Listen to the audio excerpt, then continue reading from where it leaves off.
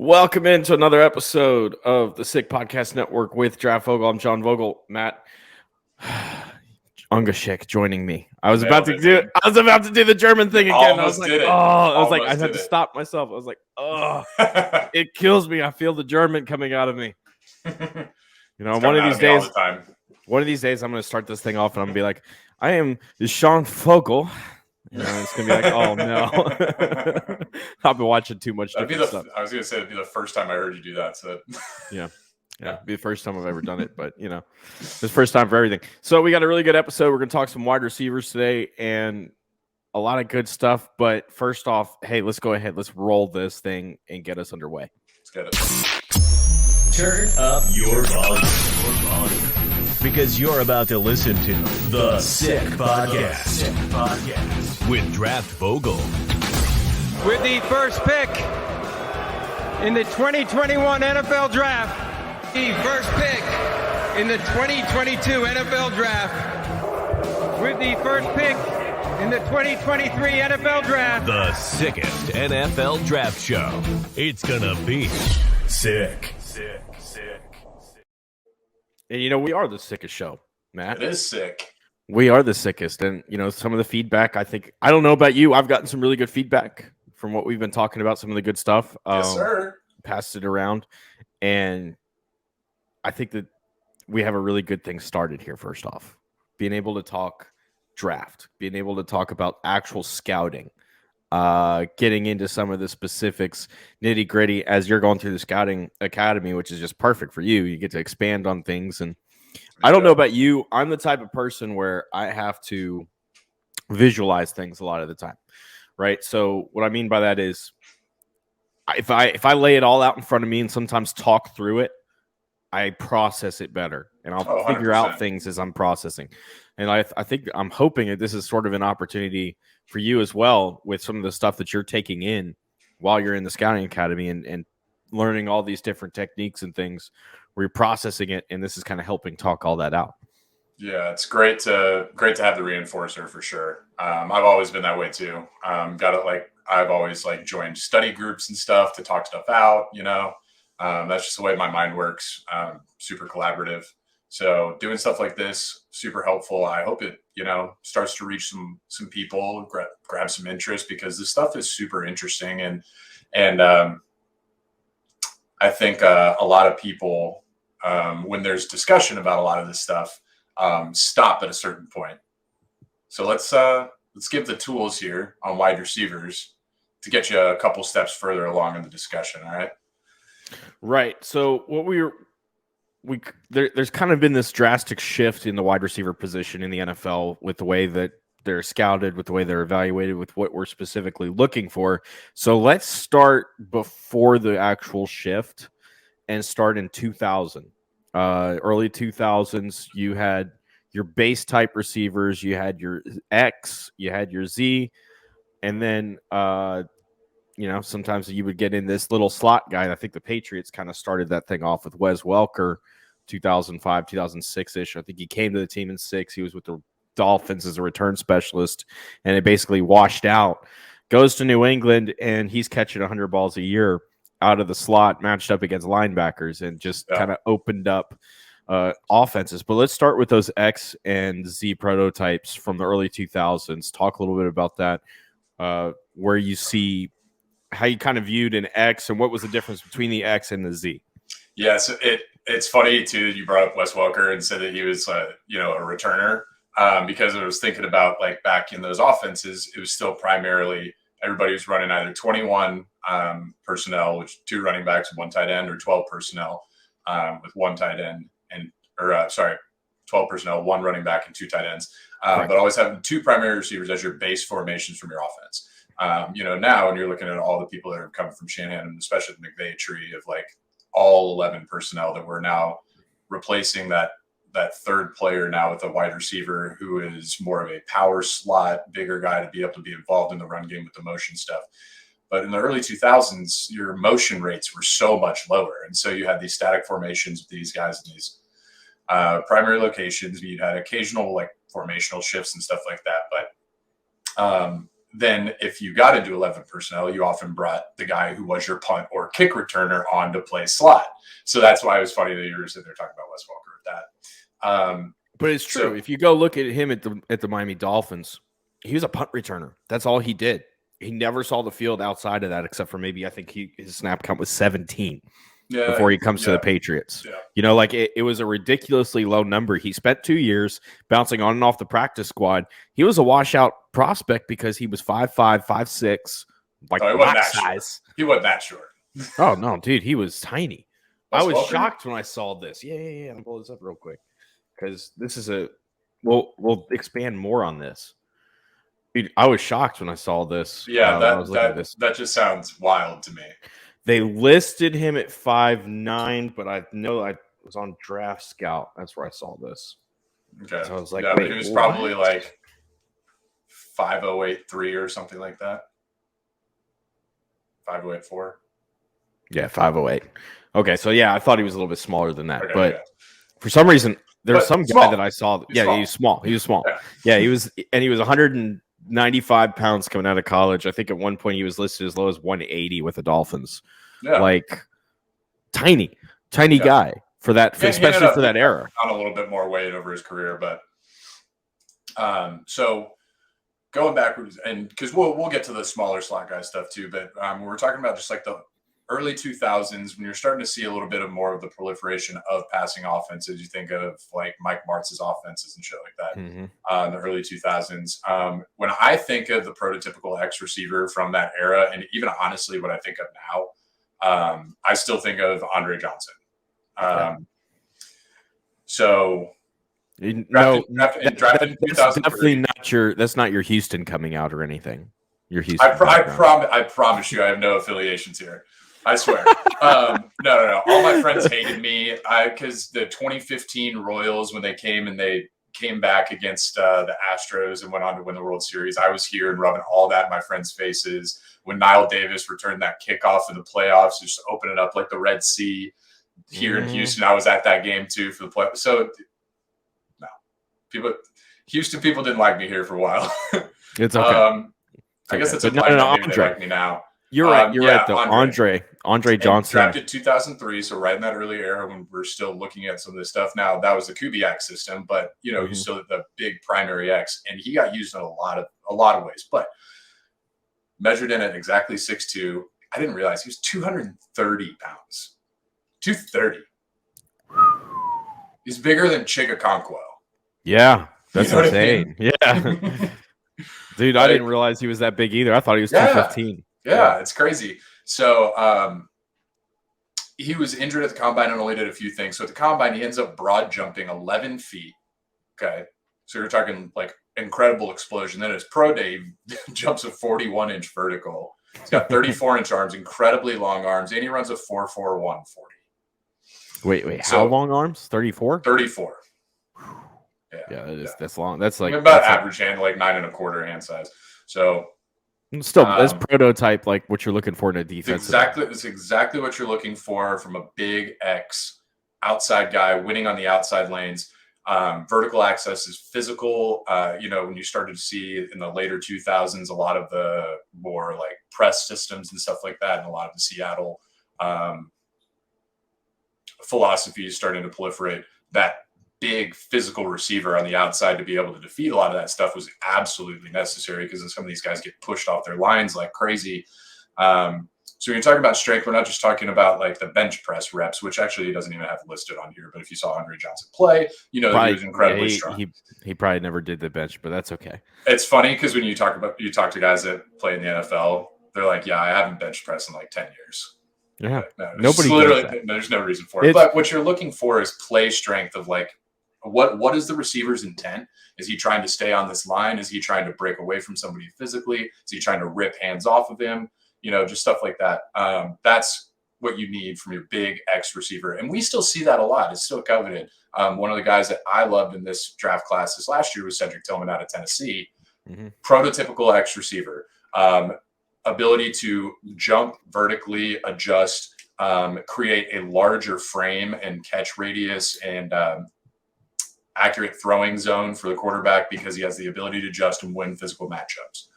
Obviously, still needs to have adequate, like the requisite speed to be able to take top off of defenses. We don't need guys at the X position that are running, 4.33s. Like that's awesome if we have that. But if you have the necessary speed to be able to get play strength and necessary speed to be able to get by somebody on your release and stack them, that's good enough. You know what I mean? And Andre had that in spades. So when we're talking X receivers traditionally, we're talking bigger body types, and guys that are physical with still very, very good traits. Now there are different versions of that now in the modern NFL, but we're just talking about early 2000s here. And now if you go back to that time frame too, I think you mentioned specifically the Martz offense, right? With the Rams. So that's Kurt Warner, going to the Super Bowl, greatest show on turf, Marshall Isaac Faulk Bruce, out of the Torrey backfield. Holt, Azariah Game. Yeah. So what you're looking at the return guy, slot guy. Right. Yeah, exactly. See, and that was one of the first offenses I think that really utilized 11 as much as they did. Right.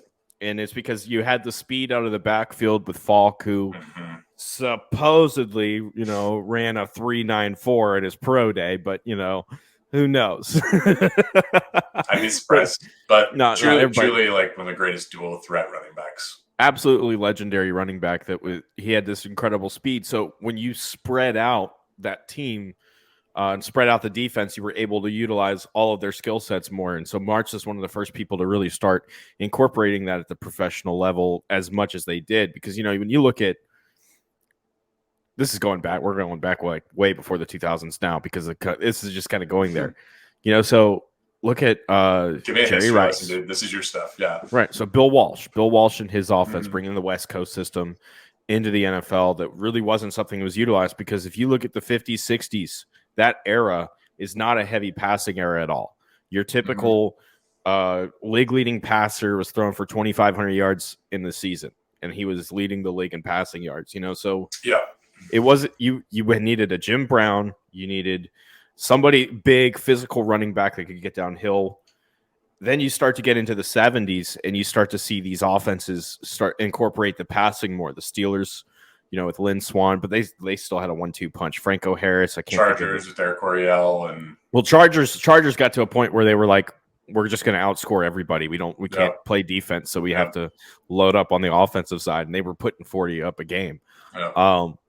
But still, when Walsh starts bringing in the West Coast, you start to see this drastic shift in how we're going to approach, using running backs as receivers. He was really one of the first people to start doing that with Roger Craig, and utilizing the X and the Z. I think that Walsh really should be credited with creating those two positions. All right, with the wide receiver. Sorry, I got mystified when you said Roger Craig. My brain trailed for like 20 seconds. Roger Craig was the first true dual threat running back in the NFL. Those highlights, man. Yeah, he was insane. And it was because he had the ability to catch out of the backfield. They schemed him in that way. And then you had to deal with Jerry Rice crossing the field. And Jerry Rice wasn't the fastest guy, but he had that separation ability at the end of his route, a lot like what you see Jamar Chase kind of pull off. I'm not saying Jamar Chase is Jerry Rice. Stop. Don't even go there. But I'm just saying you see that late separation ability where he has that extra gear that he kicks into very late in the route, and Montana and him were able to put that chemistry together. The one thing that those two actually do very similarly, which I will say, is the savviness portion of it, because what they do is they did a great job of leaning into defenders on routes and using that lean to then create if like when you were a kid, if like somebody was really like leaning up against you and you're like holding each other up and you just let go, and then you use their momentum against them, their ability to do that is like fantastic. Yeah. And that's what it is. And that's why when Chase was coming out, when I was talking about him, I said he needs to go to the Bengals. If he goes anywhere else, you're not going to get that instant production. You're not going to get that first round talent. He's got to go with Burrow because they've already got that chemistry. When you watch them, if Chase had played in 2020 and then entered the 2021 draft, he's not a first round draft pick, because we're going to sit there and Kayshon Boutte this guy, where we're going to be like, oh, we have this issue and that issue and blah, blah, blah. Okay, maybe not the off the field stuff that Boutte had, but you know what I'm saying? All of the injuries. Right. But we're going to look at Chase and go, is he really that good? Oh, Jalen Waddle. We'll take him instead, right? and then you don't have the Bengals Super Bowl run, because I think Chase was a really instrumental piece of that. But when you pair him, when you have a guy that's got chemistry like that, where they've figured out where their second pull, like that pull away moment is, when he hits that next gear, and having the ball placement and the accuracy to get it to that exact point at the exact time, Burrow and Chase, there's nobody like them. And so I guess we'll never know if I was going to be right or wrong, because, you know, those two are going to play forever together. But you know what I'm saying? Like, when he was coming out, that was the big question. Like, the big thing that I wanted was he needs to be reunited with Burrow, because Burrow made Jamar Chase greater, right? And that's the thing when you have a quarterback like that with receivers. But I'm getting off track now. Going back to the point here, the X and the Z was really credited to Walsh, because you had those two, you know, Dwight Clark before Rice, and Rice comes in. You build that offense around that, and then you even look into the Seifert continued that on. George Seifert, when he becomes the head coach, continues that on. He goes and drafts T.O., and you've got Jerry Rice and T.O. playing together for a couple of years, and you really saw that offense explode. I think T.O. had 20 catches in a game. And it wasn't because T.O. is the number one receiver. He is the Z at that point, you know? So I think the real difference between an X and a Z is size and physical ability. When you look at that time frame, the X is typically the bigger guy that's going to be more physical, that can go up, contest catches, make them through contested points. And your Z is more of a number 2, where he might be smaller, he might not be he's usually not as big, but he might have another trait that's really solid, you know, route running ability, nuance. I came up with a perfect example that I think you're going to love. Is it going to be Marvin Harrison and Reggie Wayne? I mean, I thought about that for sure. But they were very similar. Marvin Harrison is a great example. Who I always think of, Emmanuel Sanders. Now, this is 2010 when he was drafted, so a little bit later, but still the exact same type of profile of what we're talking about here. Just like a butt hair under 5'11", 186 pounds. Okay. Yep. Get a load of these numbers. So he runs a 4.41 on the at the combine in electrical time. His 10-yard split was a 1.49. So we're talking about explosive ability, like quick explosive ability from a standstill. Still brought it at 10.6, a 39.5-inch vertical, so still explosive. His 3-cone was a 6.64. That's blazing. So put some of these numbers into perspective, because 10-yard splits is something that's still relatively new, I think, to most football viewers. Yeah. So when we're talking about receivers that are like winning with quick twitch and explosion, anything under like 1.56 seconds for your 10-yard split is going to be good. And to put that, to add some perspective to that, like I was at the Vanderbilt Pro Day. We had several receivers that were working out. They weren't with Vanderbilt; they just came in for the workout. Yeah. There was a quarterback that was there from USC that was from the local Nashville area that was doing his workout there, and was a part of the pro day. But you had all these guys, DBs, wide receivers. Nobody got drafted. I think a few guys got picked up as undrafted guys, but their 10-yard splits. I was standing at the 10-yard split when they all made their first attempt, and it was always 1.62, 1.67, 1.69. Okay, so when we're talking about a 1.49, that is a ridiculously fast split. I think the fastest I saw this year at the combine was a 1.45, maybe a 1.44. I forget who had those. I honestly, I don't have them off the top of my head, but there were some insane. Yeah, there were some insane numbers at this combine this year that were unprecedented. So when we're talking about Z receivers, these are the guys that are going to be lined up to the formational strength usually. So we're talking about to a tight end. So generally they're lined up off the line of scrimmage. You know, these are guys that you're going to be putting in motion a lot more.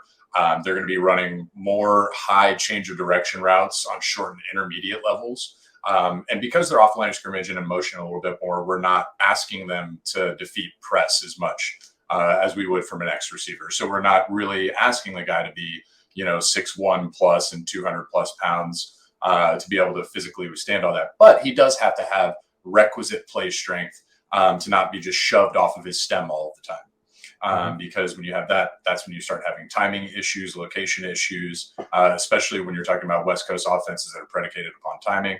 Now I say that I have to catch myself because I hate when people say that. It's like everybody runs West Coast stuff. So when you've got somebody who's running heavily West Coast stuff, right, and you're running very much based on timing, it's going to be very important that people are where they're supposed to be and when.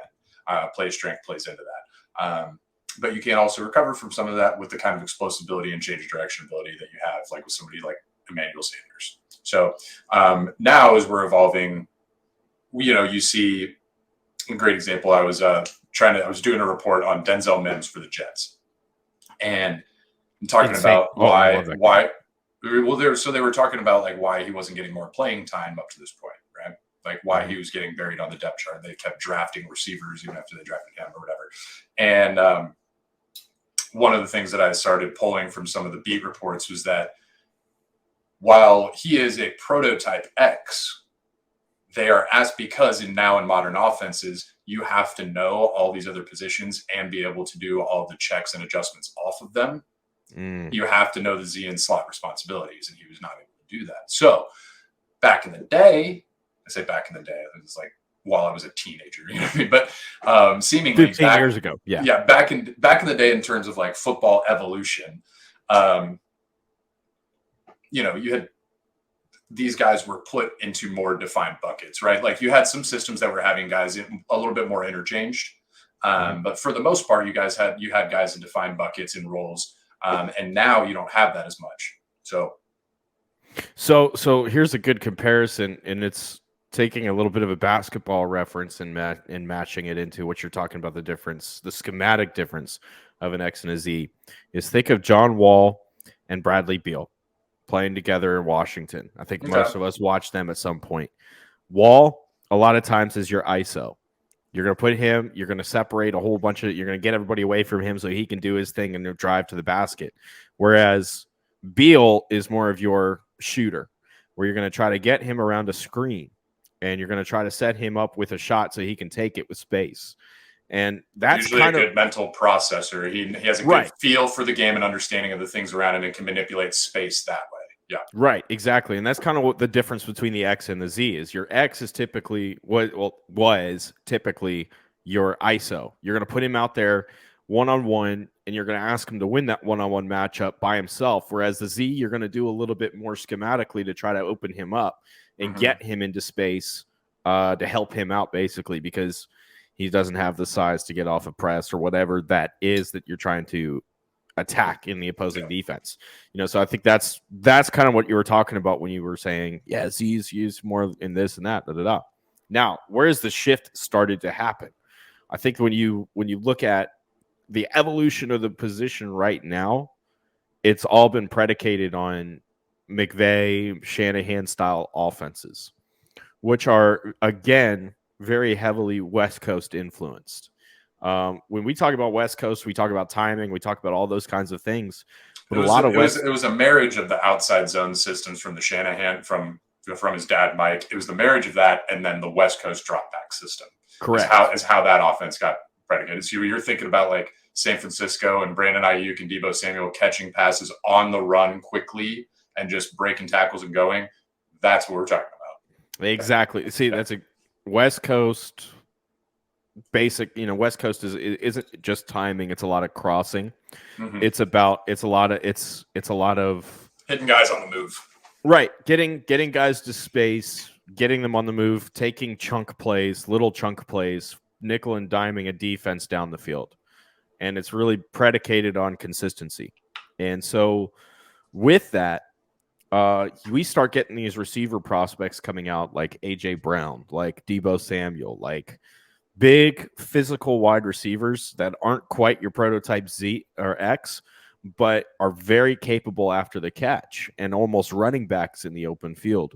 And so the real evolution started with players like that, I think. Percy Harvin was probably 5-6 years too early into the NFL. Yep. Tavon Austin's another example. Austin managed to stick around where Harvin didn't. I think Harvin had some injuries and stuff that kept him out. Yeah. But, Austin stuck around and was able to produce toward the end of his career as people started to use these offenses more.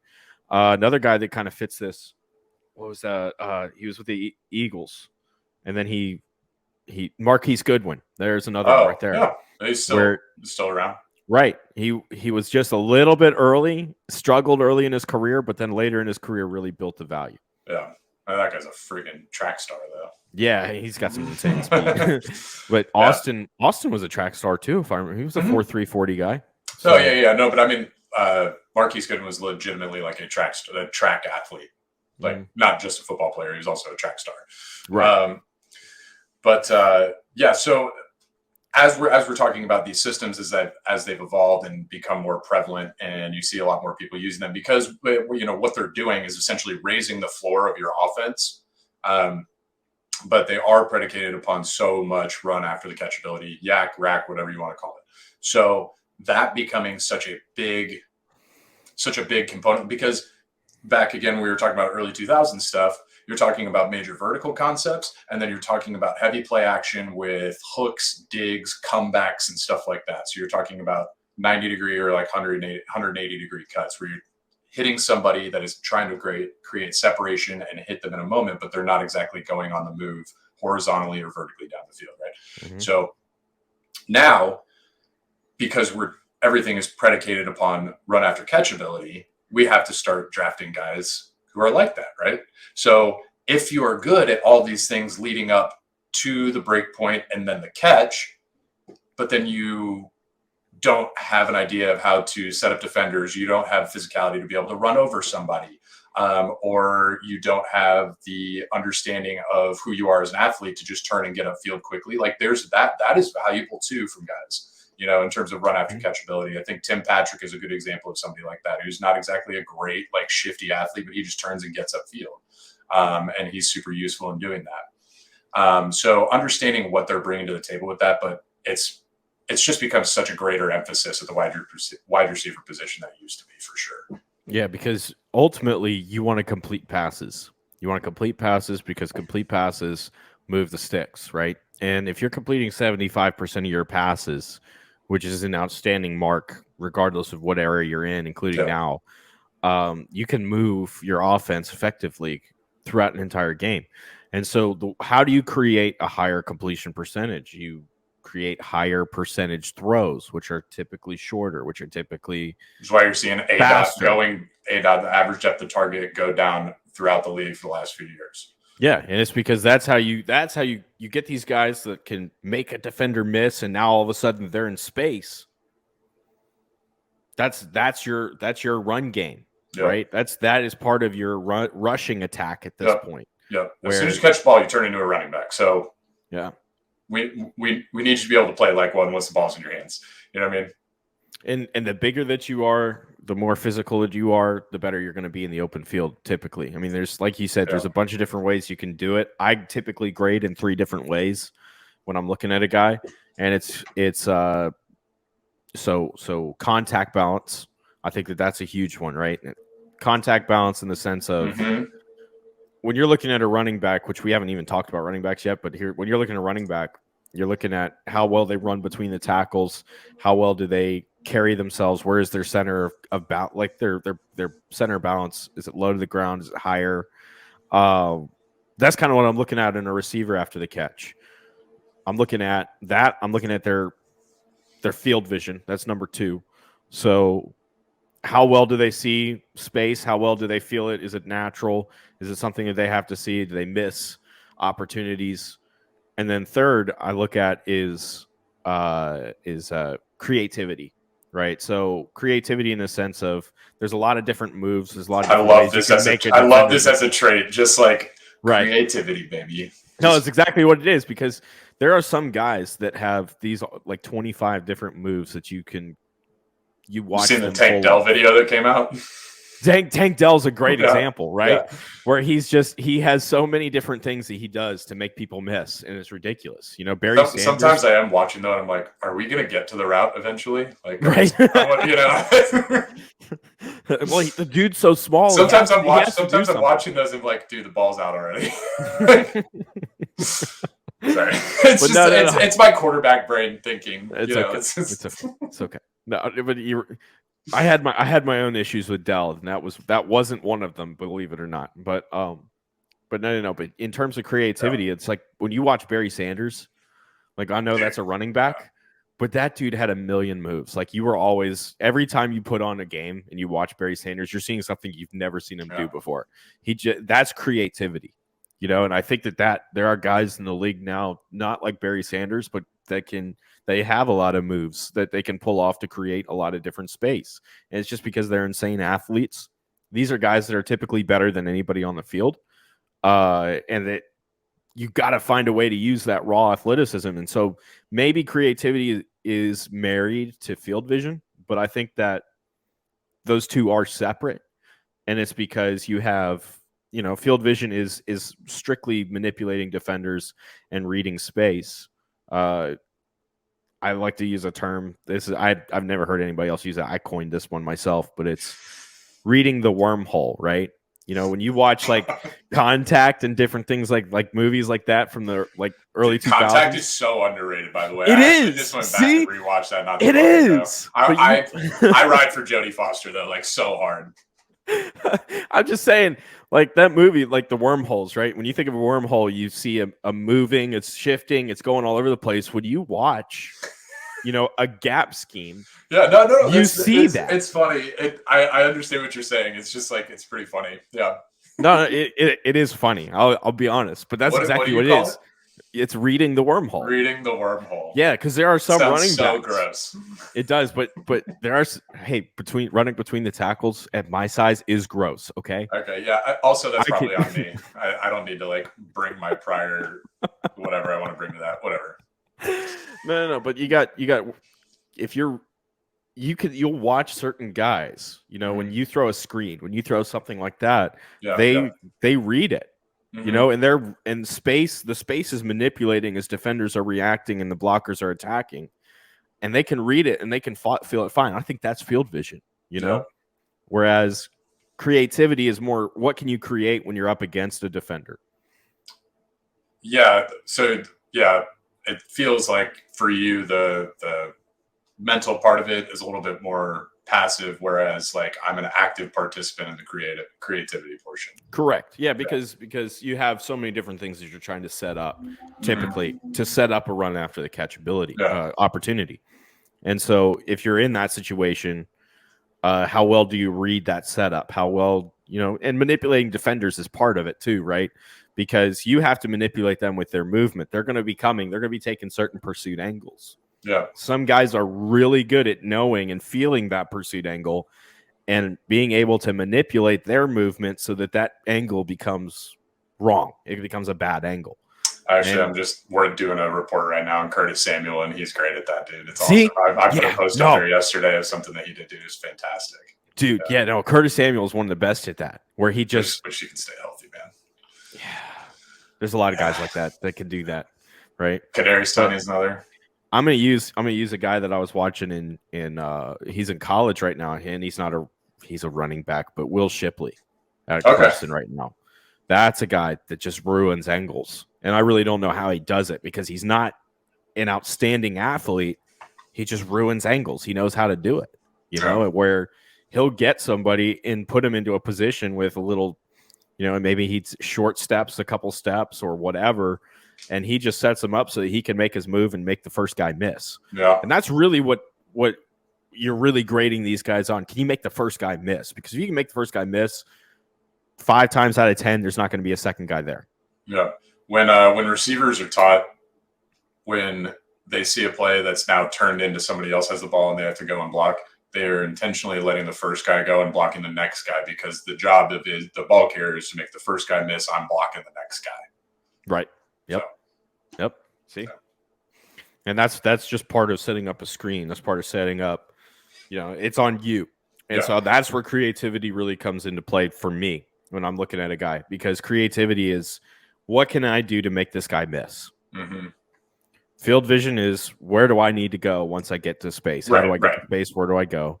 And then the last one that I had, which was contact balance, is, hey, when I get hit, my move doesn't pull off, can I break away? That's really what it comes down to. Yeah. Am I am I not like once I'm hit, am I not succumbing to whatever the defender's intention was, like trying to like push me off my line, wrap me up, take my legs down, whatever it is. Yeah. Right. And arm tackles too. I think that's a big Mhm. one as well, where, I've seen a lot of drills here recently in multiple levels of football where people are really starting to work on this, shaking off a blocker and getting an arm tackle, and they're drilling that.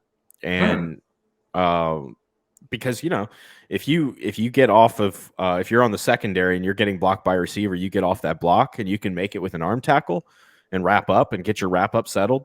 That's huge, right? Yeah. So that's where contact balance comes in, as you break away.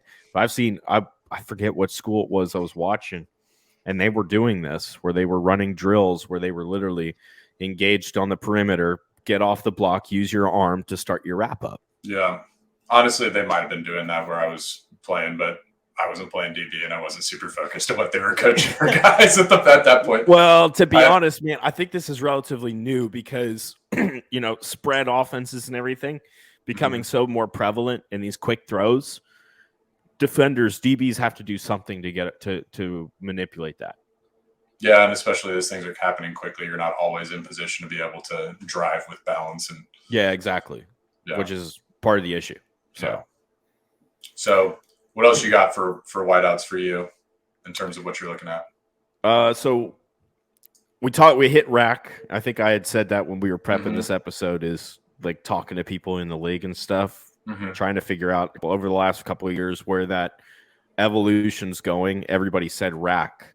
I think the last thing to hit before we get into your relevant traits is the slot real quick, the evolution of that, right? Where you've got, we talked about how it started a little bit with guys like your return guy becoming your third guy.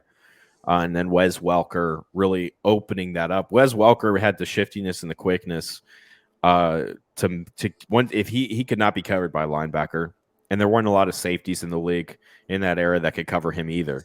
And so that's why he started going for 140 catches, because he's running an underneath route and Tom Brady's hitting him.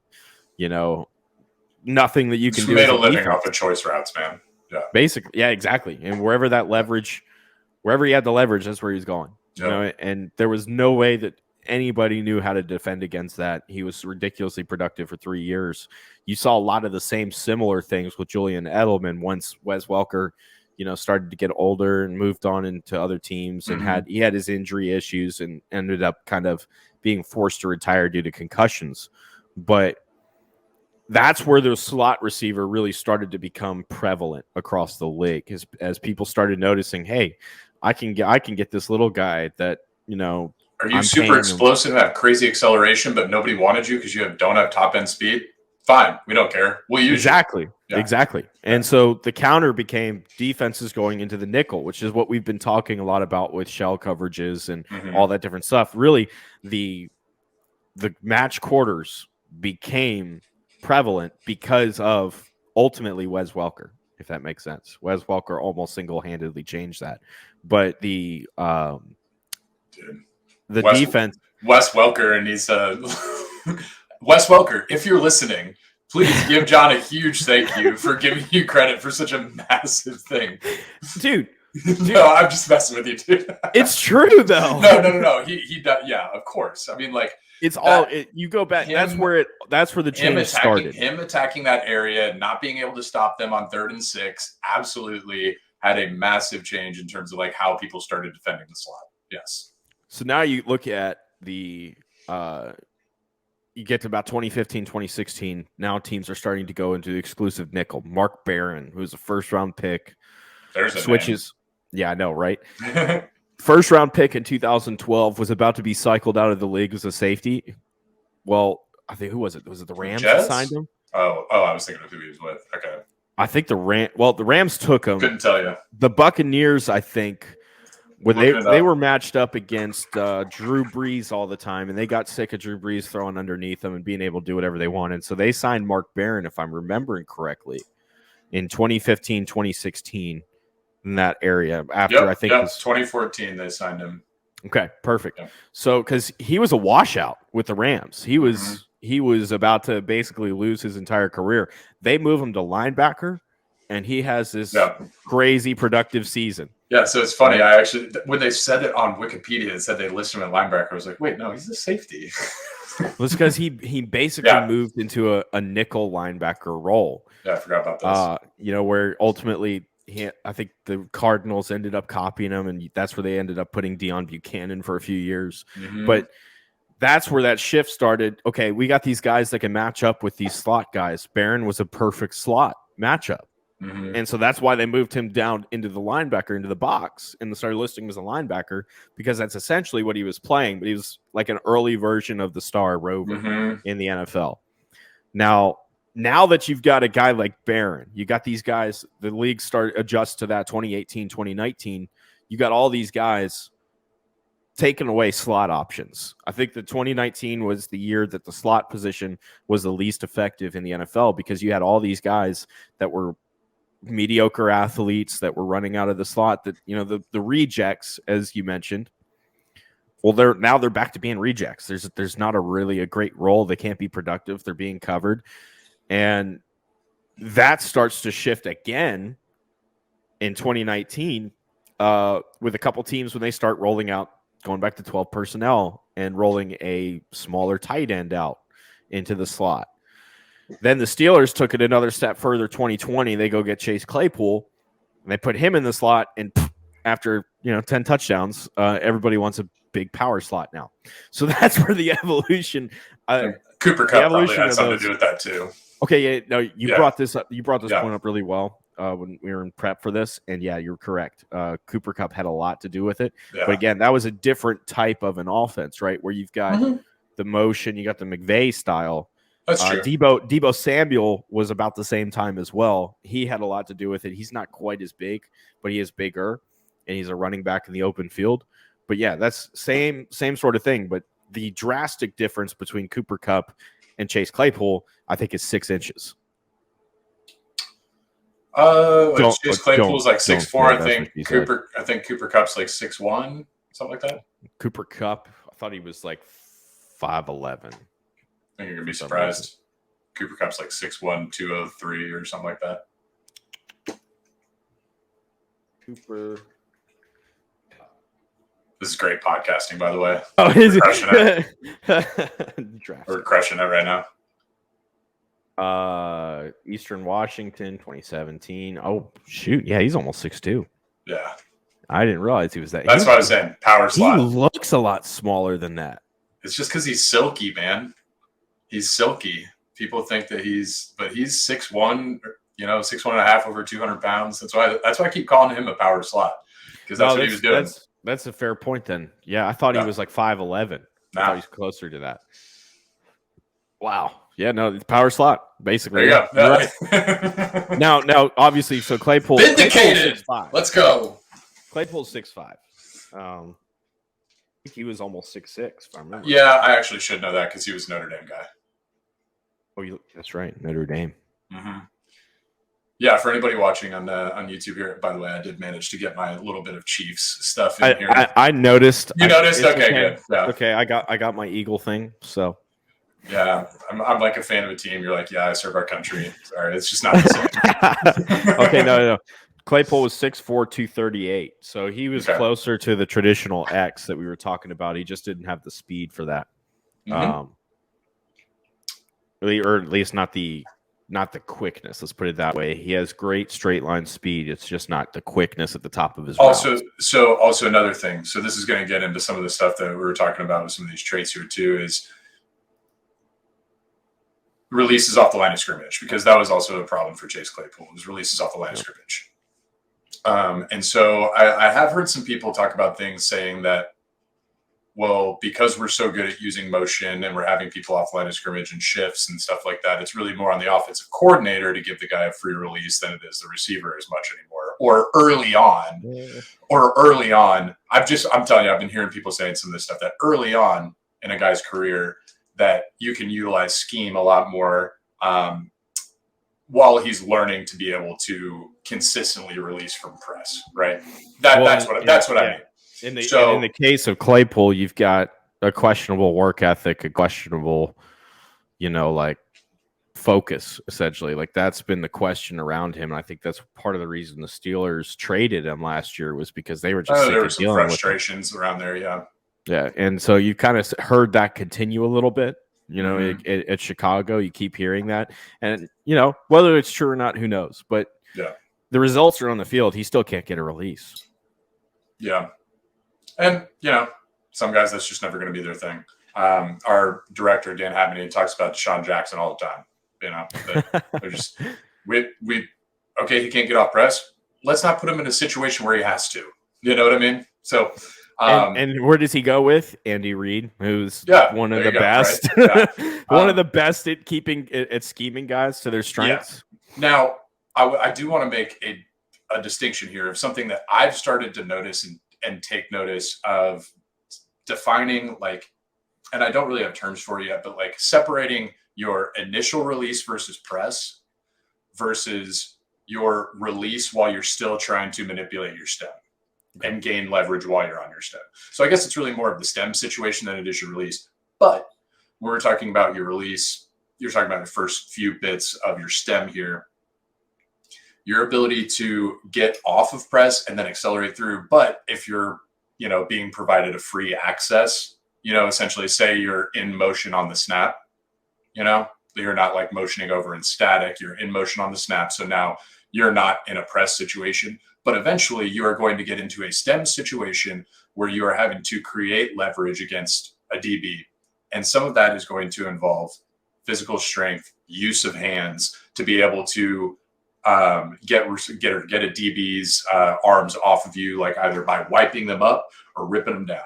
You know what I mean? Mm-hmm. Stuff like that. So just that when we're talking about release ability and people say it doesn't matter if you can get off line of scrimmage, I'd say like kind of, you know, it maybe doesn't matter as much about getting off line of scrimmage, but you still have to have the use of hands, foot quickness, manipulation ability to gain leverage while you're on your stem, because otherwise we've got nothing, you know? So. Yeah, no. And it's like, I think in my grade, when I'm looking at a receiver, release is basically like a 1/20th, so 5% of the evaluation, right? So where it's somewhat relevant, but it's not a top pressing need, right? Yeah, I feel like those are things that we can coach up a lot better.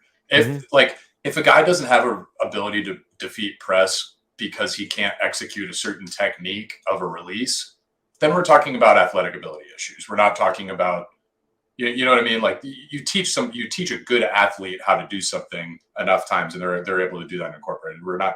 That's an athletic issue. In my opinion. Yeah, it also, with hands, when you get into hand fighting and stuff like that, that also might be a strength issue, you know, because I know guys that can get off the line real fast, you know, and athletic ability is not an issue. You know, you can watch them Tank Dell their way around into a release. Mm-hmm. Second time we mentioned Tank on the podcast, and you know, but as long as that guy is there and you know it throws an arm or something at him, he can't work around it. I think the strength is another issue that you see with release, and so it's about the athletic ability as much as it is about the strength and having the hand strength to fight off. Now, I wouldn't say Devontae Smith is necessarily a super strong guy, but he understands leverage, he understands his body, and he has a great use of his hands. Right. You know what I mean? Absolutely. So yeah. he doesn't necessarily. So you have to have some. I would say he's strong for a receiver, though. You know, he is strong. He is pound for pound strong, but you know he's not gonna. If a safety gets his hands on him, he's not using strength to relieve himself from that. You know what I mean? That's what I'm saying. Okay, yeah, that's fair. But I think for a receiver, you have to have some of those tools, whatever it is for you. You have to have one of those tools. That's why I'm not like trying to pin down like it's important that you have this one way that you handle it, because there are other ways to get around that. Absolutely. And that's why I say it's more of a coaching thing to get that stuff out of somebody. And if you can't, then it's more of an athletic issue, in my opinion, because there are other ways around it. So I did want to kind of talk about, you know, I hadn't done this on some of the other pods, but I wanted to kind of like talk about some of these, some of the position specific traits for wide receivers that we have, but then also, you know, I've talked about a little bit what it looks like in the report writing process of like snap to finish and then describing things into can and cannot sections, I figured I would like talk a little bit about some of the position specific traits, and then read a little bit. I just submitted that report on Denzel Mims a little bit ago, and I thought I'd read just a couple snippets from that to give an idea of like what some of that looks like. So, position specifics, we were talking about release. I feel like we covered a lot of that really, really well right here. Acceleration, stem, and fighting through pressure. What ways they are able to achieve that. Separation quickness. So now we're talking at the top of the route. We're talking a route break. What are they using to be able to separate? So when we were talking about Jerry Rice and Jamar Chase and that lean ability, you look at guys that are really, really good at running dig routes.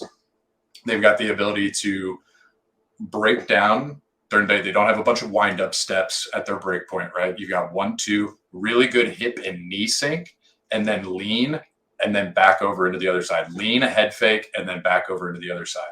And the other thing about that, too, is making sure that defender stays in your hip, right? Like, because if you get too drifting. far, right, and drifting means don't get in front of them. Keep them with you. Right. Mm-hmm. And that's another thing you see guys, they get worried about sometimes is they're just trying to get through their route and they start to pull away. If you pull away from that dude, you're not getting back into your break. You're not coming back because he's there.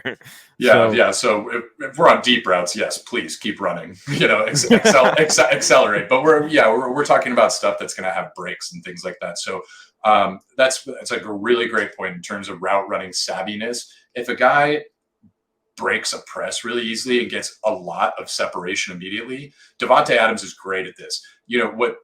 What you would naturally think is like, okay, I've created separation. Let me get further away from this guy. But that's not actually what we want. So when we get our initial separation, we're trying to either keep him on our hip or then stack him immediately. So even Davante Adams, sometimes I was watching him on film, like he'll get guys away and he'll get 2 to 3 yards away from them on his release and then intentionally come back to them. That's partly because of where his stem is supposed to be. But 2, you have a much better ability to make quick twitch movements to influence a DB and get them off of your intention when you're closer to them. Like just think about like when you're playing defense on somebody, like in basketball, it's way easier to stop somebody who's quick twitched, and trying to get to the basket if you're playing off of them. But if you're up in front of them, one little movement can get your ankles broken. You know what I mean? Yeah, and part of it too with what you're describing with Davante is he understands how he has to come back to the defender, because when you beat him and you get a clean release like that and you've got all that separation, defender goes into panic mode where, oh shoot, I got beat. Full out acceleration recovery. Right. Yeah. And so the way that you take advantage of that is that you let him start to feel like he's starting to catch up and then crush him. Yeah. Use it against crush him. Exactly. And if you're at a stem point, you've got him in panic. He's going 100%, whereas normally he might only be running 70 because he knows something's coming and he's going to have to react to it. You get him back into the play, and then you pull off your stem, and bam, you make your cut, you make off whatever you're going to do. Yeah. There's your instant separation. You're wide open. Nobody's touching you. Yeah. And now you can get guys like a great example of this to me is a guy like Doug Baldwin. Separation quickness can also come from your stem ability. So guys like Doug Baldwin, who had good change of direction, sure, but he wasn't especially strong. He wasn't especially fast in terms of his like overall foot speed. But he had great stems. So like normally when you're thinking about like if you've got a cornerback that's lined up, let's say I'm on the left, I've got a cornerback that's lined up on my outside shoulder, so my left shoulder, right? And let's say that I'm going to run that dig route. Normally you would think you want to stem away to his outside shoulder, right? To like force him further to the sideline to create more space for you to come in.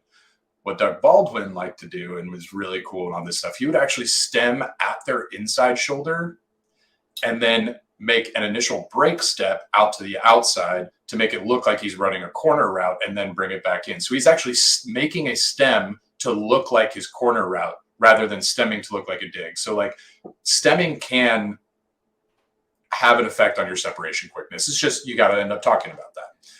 Hands, we're talking about manual dexterity, concentration, manual dexterity and ball tracking. A lot of that comes in things like over your head, turning on balls that were thrown while you had your back to it, stuff like that. And then things over the middle, we're talking a lot more about concentration. There's not as much about tracking when you're looking at a ball that's coming in a line drive right at you. You know what I mean? So we're talking about concentration through traffic. They were talking about being able to adjust and have body control, right? And that's not just on the sideline of jumping for a back shoulder, and twisting and turning your body. It's definitely part of it. But like quick slants, is there a little throw a little bit low and on your back hip? Are you able to adjust to that well? Do you have good core fluidity to be able to turn your body that quickly and then turn it back around and be able to make a play? Below your body, are you able to adjust? Higher cut guys that have really long legs tend to struggle a little bit more adjusting below their body. It's just like, I just have to figure out what this guy does and what he does well. Like there are guys that do certain things better than others. And then the last one, of course, is the thing that we talked about, which is big now, is yak. Like I did like to put in some zone awareness because while that does get talked about in the mental processing, I like to have that specifically as its own trait to be able to talk about. So when you talk about zone awareness, you're talking about understanding where defenders are and how to sit in between zones and exactly in that space. Yeah. And if you're getting a little bit more exotic zones, understanding which players are moving where and with what intent, and how that's changing the coverage, and then maybe changing your leverage in terms of how you have to run your route and where your space is going to be created, where it looked like it might have been, and then it's now changing. You got to be able to adjust to that type of stuff. Right. And that's where you see a lot of these miscommunications in the NFL is based, a lot of like leverage based routes is a real thing that people use a lot. And so sometimes when the receiver's reading one thing and the quarterback's reading another, the ball ends up in the wrong place because somebody is in the wrong spot. Right. Yep. So that's where I think, when you watch these drastic misses where there's nobody within 20 yards and they're like, well, I don't know who he was throwing that to. Well, quarterback knew, somebody messed up, right? And that's what that typically is it's a leverage-based option that was misread by either the receiver or the quarterback. Yep. And you'll see, usually, they know exactly who it was at that moment, and you'll see them in the like right after as the cameras cut to the receiver running back. Pat will be like, "That was on me," or the quarterback sitting there going, "No, that was on me." Yep. You have a conversation about it. Yeah, that's what exactly you always see on the sideline. Yeah. So I just wanted to give you guys a little idea. I'm not going to read like all of this. This stuff can get kind of long. And just so to give you guys an idea of how this goes, there are things that can be run on sentences because we want to have a topic at the beginning of our sentence of like, here's a trait that I'm discussing. Now for the next sentence, that's the trait I'm going to be discussing, or any other traits that are brought up therein. And then the other thing is our grading system. So when I'm talking about, you hear any of these words come up, here's the correlation of what they mean in our grading system. So if you hear elite, that's a 7. That means they dominate against all levels. 6 is very good or rare. And that's, winning versus, above average, good levels, or whatever. 5 is good, 4 is solid, 3 is adequate, 2 is marginal, and 1 is poor. Obviously, we want to stack as many higher numbers as possible. So just to give you an idea of like what some of this looks like, we're talking about snap to finish.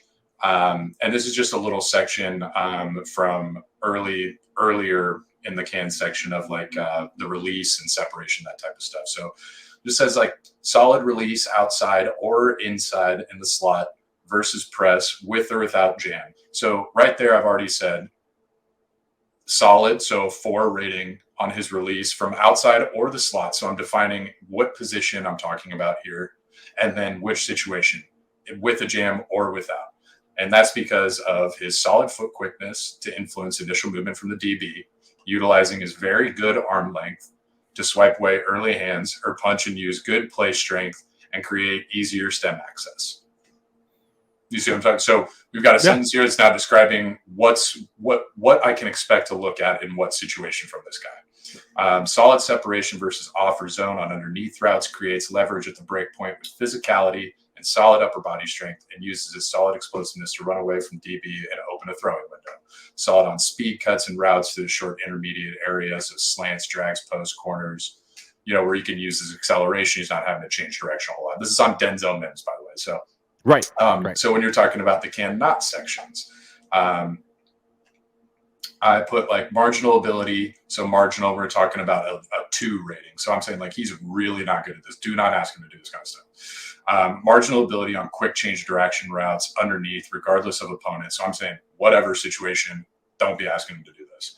as his agility and change of direction prevent him from influencing defenders enough to create his own space to operate in for these situations. Adequate ability on 90-degree and 180-degree cuts, so digs, curls, comebacks, when unable to out-leverage his defender or beat them with physicality. So I'm again creating a situation so he's able to out-leverage them, or I'm saying like he doesn't, he's not good on these when he's unable to out-leverage somebody. If he's able to gain leverage in his stem, don't worry about it. He's going to be okay. But like some of these situations where he doesn't have the knee bend or the hip flexibility to really, he takes a lot of wind-up steps. He runs around his breaks. You see that a lot on guys. Instead of taking 1-2 bang T-step and turn their hips and open on one step with their hips to be able to come back and present their chest, you see like a couple of wind-up steps, and it ends up looking like they're running around the point they're trying to run from. Yep. So that's just a couple sentences to give you an idea of kind of what that looks like. And we break that down from every aspect of the receiver position when we're writing this report. And the other thing, too, that you mentioned was the 8-point grading system, which if you listen to Sirius Radio and Pat and Jim in the afternoons, during the offseason, they break down each position. They break down, like, going through each team. And that's exactly, they use a simplified 8-point system like that to grade players individually to give you an idea of what that team looks like versus other teams, right? And so a player will 8 being elite, 7 being great, 6 being good, 5 going all down that line. Yeah. And, so it's a very common NFL system that's used. And also, rather than being 5 points, it emphasizes people to get off the fence. Right. Exactly. If we just used a 3-point system or a 5-point system, you know how many threes, like 2s, 3s, and 4s we would get? And 2 and 4 or 2 and 5 shouldn't be that close, right? Mm-hmm. But in terms of relativity, it kind of is. So like when you're talking about a 3 versus a 7 on a system, it looks a little bit different. Yeah, and you're communicating things more clearly. Exactly. Yeah, it's a lot clearer when you're envisioning it. But anyways, that's an hour, man. We've gone an hour, first time. Oh, so, shoot. Poor Shane over there in the background running. Thank you, Shane. Going, oh my goodness, how much longer are they going to talk? Let's see if he's awake. But thank you all for tuning in and watching. Be sure that you subscribe here on YouTube for now and follow us on Twitter. Back next week. We'll figure out what position it'll be. I'm sure it'll be something awesome. Probably tight end. And I'm thinking guest passing next week too. We got to get a guest in next week and get this thing rolling. So let's do it. Sweet. I'm going to be on the road. I'm actually going to be recording. I'm going to be up in Kansas City for 4th of July. So I'm going to have to transport a couple of parts of my setup to be able to get us working. But I think we'll be able to set it up. Awesome. Fine. Hey, I'll be on the road 2 weeks after that. So, I'll be in Indiana. Fun. Indiana. Gary, Indiana. Okay. Oh, Gary. Good. All right. I don't know. Actually, I know way more about Indiana than most people should. But everybody. I know that because of the music, man. Yeah. This is my movie influence. Anyways, thank you again. Let's get it. Let's sign out. And that's a wrap. Hope you don't miss us too much until next time. Follow the Sick Podcast with Draft Vogel on YouTube, Instagram, Facebook, Google Play, and Apple Podcasts.